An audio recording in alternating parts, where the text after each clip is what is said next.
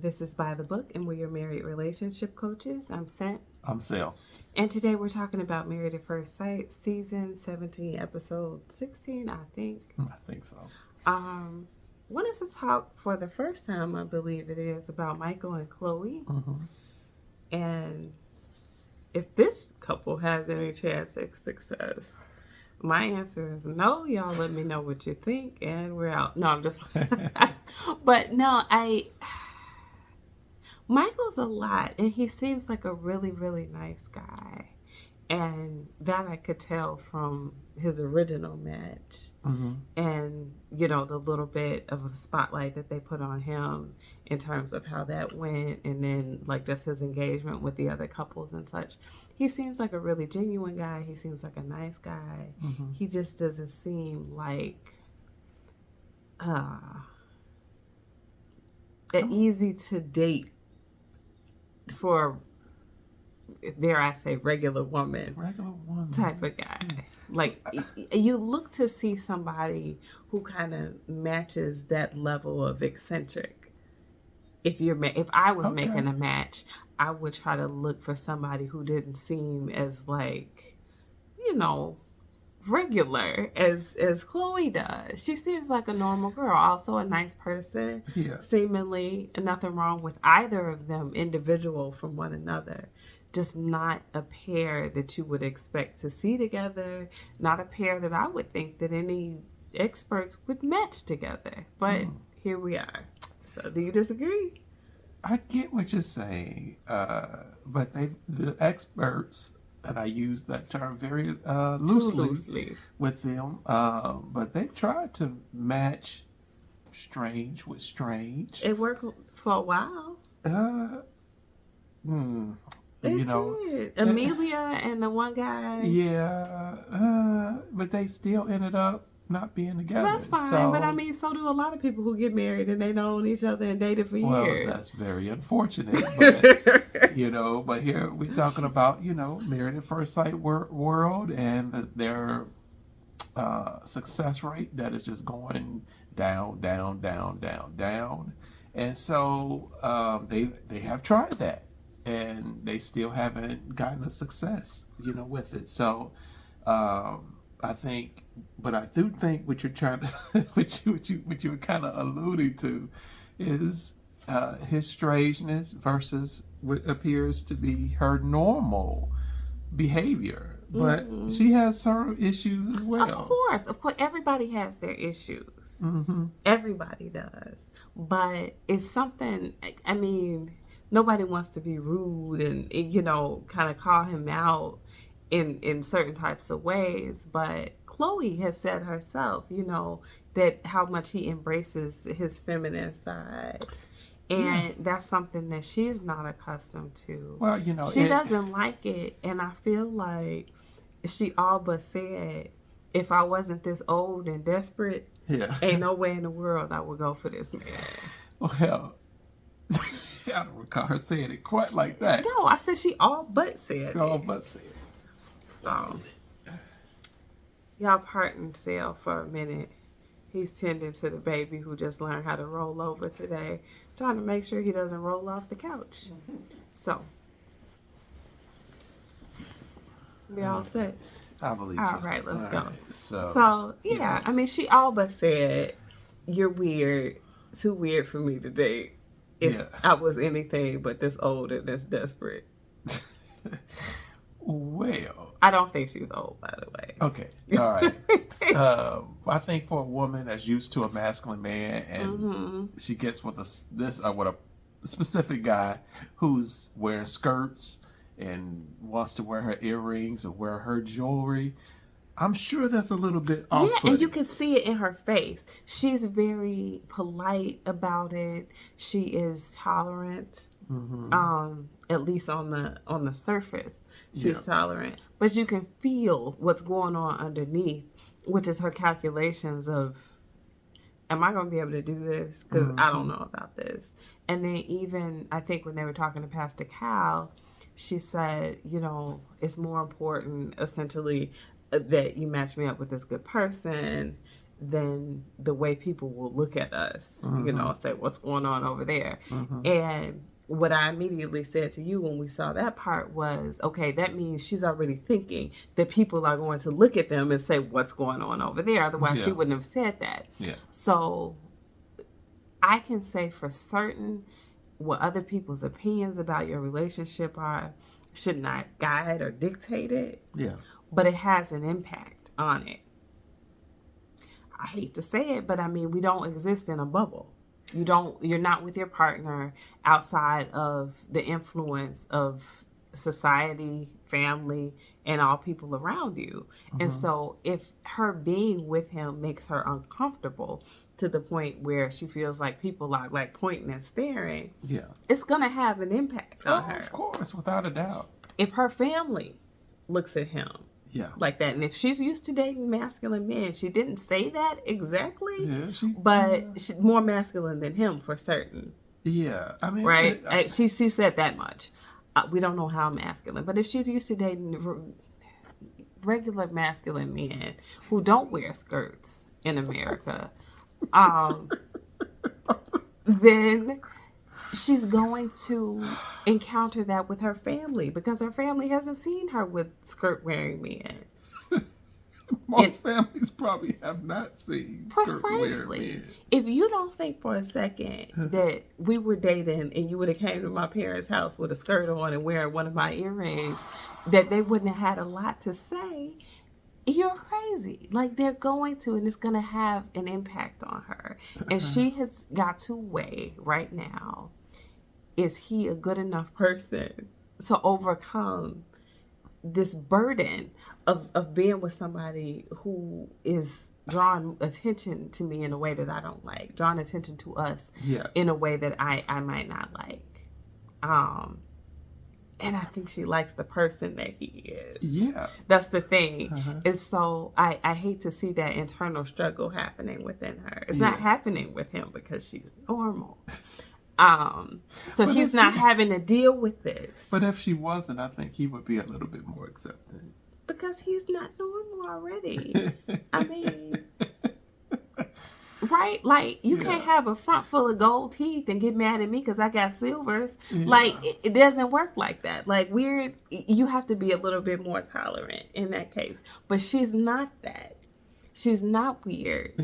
She's not, I don't know what she would have to do to match his level of weirdness, because it doesn't translate the same when you go from a man having a lot of feminine traits to a woman having a lot of masculine traits. Not exactly the same. It's a little more tolerated with women. But I guess if she was walking around kind of looking like a stud type of thing and talking kind of harsh, I don't think he would like that. No, you're probably right.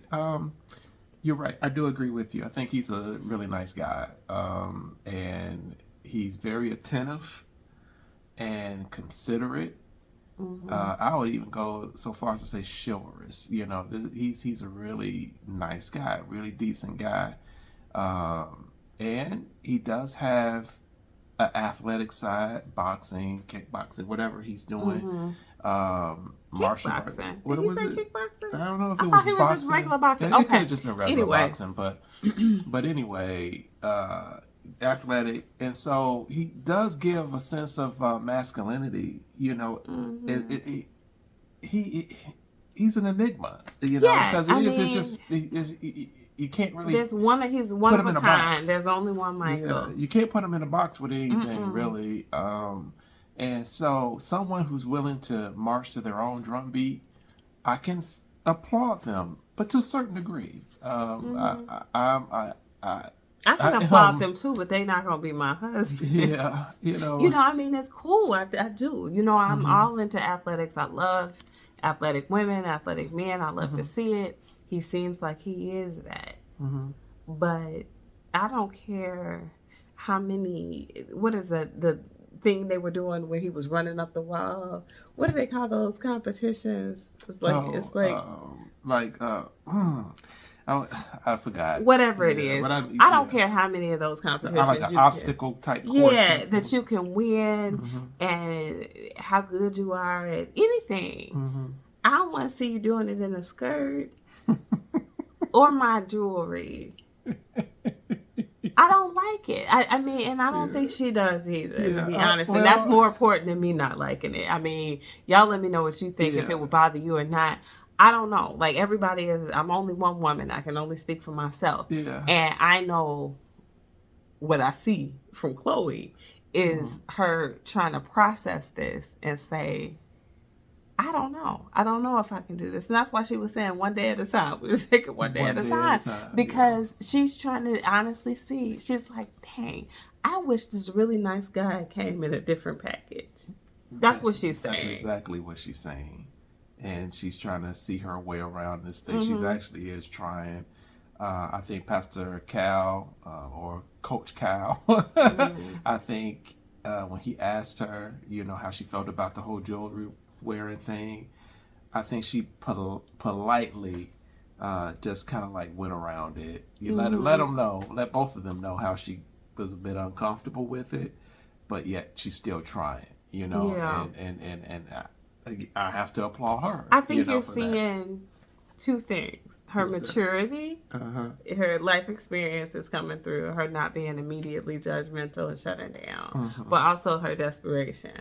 Because I feel like, as I've always said, y'all know, I feel like anybody on this show is either kind of in a desperate state, like mentally, not that they need to be, but because of their age or because of their experience, and they're feeling like they're in a desperate state to get married, or they have an alternative motive to be on the show. And I feel like for her, she truly does want a partner. She does want to be married. It's just, she didn't know that this was the package that she was going to get.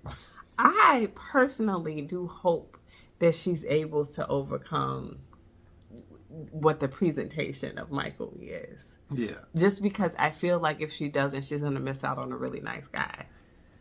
And he's not everybody's cup of tea. He's not. He certainly wouldn't be mine. And I'm not as mature, maybe, or desperate as she. But I think I would have to have shut that down. Yeah. Not at the altar like the other bride did. Yeah. But just at the end of my 8 weeks, I would be like, okay, this experiment is over. Yeah. You know, I can't even say I'm torn really on it. When I think about it, I think a man should be a little bit more masculine and those type of things. But I know I'm old school, and I look at life through the lens of the Bible, and you all know that. So I'm gonna kind of like leave it at that. I do think but this is his life, and this is how he chooses to be, and this is what makes him feel comfortable. But he also got to understand that when you're in a dating market, you know, what makes you feel comfortable in your own skin may not make the person who you want to be with feel comfortable in their skin. And so, well, without going too far into it, because I know you don't want to, and I don't necessarily want to push you into that. Are you saying that you feel like there's something about his appearance that goes against biblical standards? The Bible does say that, you know, a man should wear male apparel. Okay. Well, but the skirts, he said, were like actually shorts with flaps and frills. So it was like kulaks. Man, don't play with me. Don't play with me. You know, I know a skirt when I see one, and that's exactly what she called said. It. Yeah, she did. She definitely called that spade a spade. So. But I don't know. It's hard to call because looks aren't everything, but they matter to people. Masculinity and femininity is not necessarily everything. No. But they matter to people. True. So what we're going to be watching, you know, as their story goes on, is a lot of, you know, how much does his personality outweigh that for her? And right now, I would lean towards saying that it's going to end up being a no. Yeah, I can see that as well. But just briefly, some of the things I see with her. I see when we were first introduced to her, and she was so bubbly and so nice, and just to me it was just a little bit over the top.